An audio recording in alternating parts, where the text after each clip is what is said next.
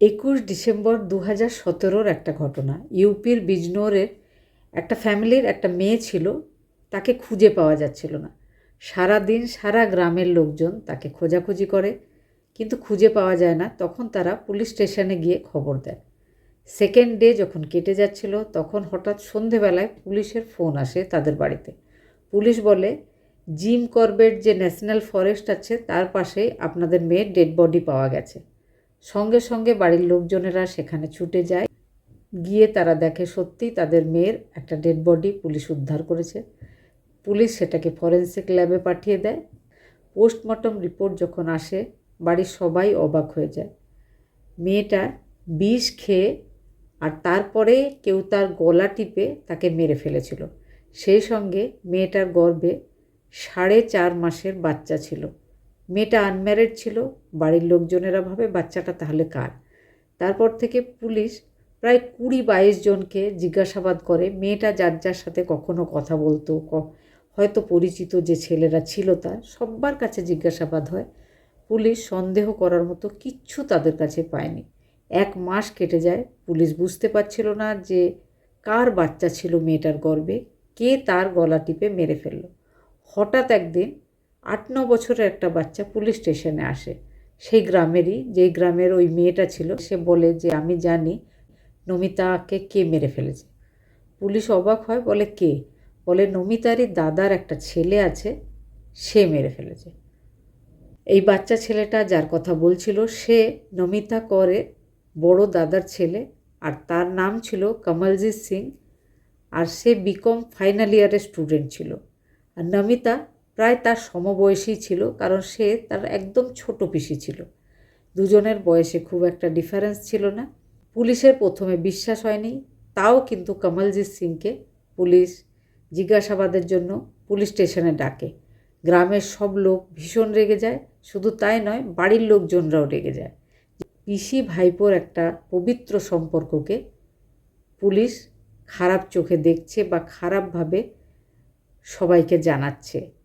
প্রথমে কমলজিৎ পুলিশকে কিছুই বলতে রাজি হয়নি।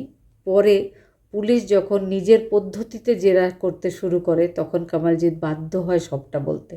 কমলজিৎ বলতে শুরু করে যে পাড়ারই একটা মেয়ে, তাকে কমলজিতের ভীষণ পছন্দ ছিল।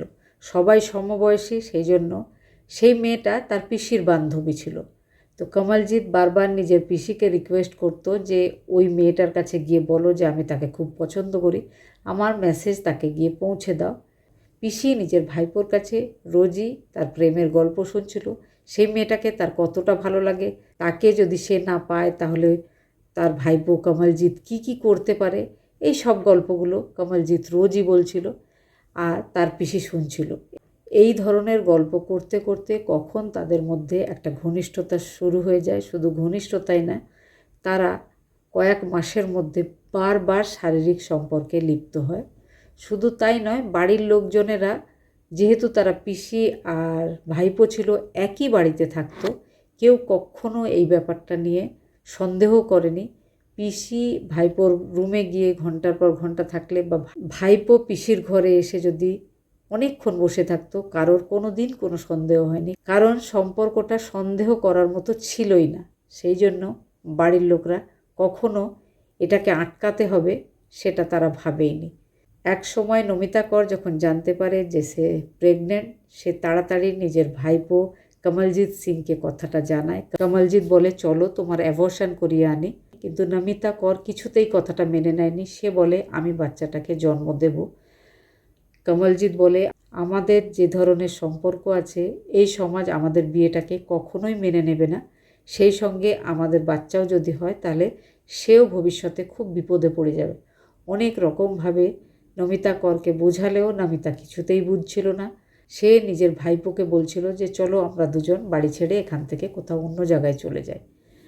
কমলজিৎ নিজের পিসিকে বলে যে পালানোর দরকার নেই, আমরা বাড়ি থেকে কিছু দূরে একটা জঙ্গল আছে সেখানে যাব, দুজনেই বিষ খেয়ে মরে যাব, কারণ সমাজ আমাদের ভালোবাসাকে কখনোই মেনে নেবে না।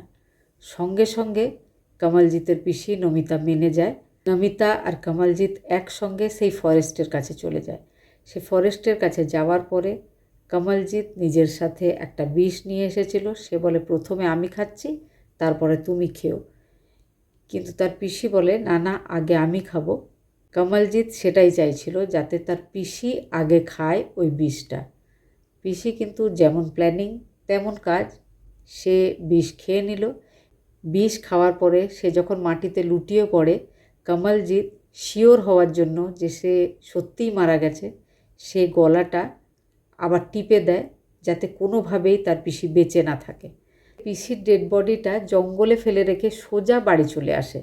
বাড়ি আসার পরে সে জানতে পারে তার পিসিকে খুঁজে পাওয়া যাচ্ছে না। সেও সবার সঙ্গে পিসিকে খুঁজে বেড়াচ্ছিল, আর 2-3 দিন ধরে একদম নর্মাল জীবনযাপন করছিল। তার অ্যাক্টিভিটিতে কারোর একটুও সন্দেহ হয়নি যে সে কিছুক্ষণ আগে নিজের পিসিকে ওইভাবে গলা টিপে মেরে জঙ্গলে ফেলে রেখে চলে এসেছে। এখন সে জেলেই রয়েছে। যে কোনো মানুষেরই কিন্তু কোনো কাজ করার আগে বারবার ভেবে দেখা উচিত। আবেগের বশবর্তী হয়ে কোনো কাজ করলে সেটার যে রেজাল্ট হয় সেটা কিন্তু ভয়ঙ্কর হয়। সেটা প্রত্যেক মানুষের, আমার তোমার, এই ব্যাপারটা মাথায় রাখা উচিত।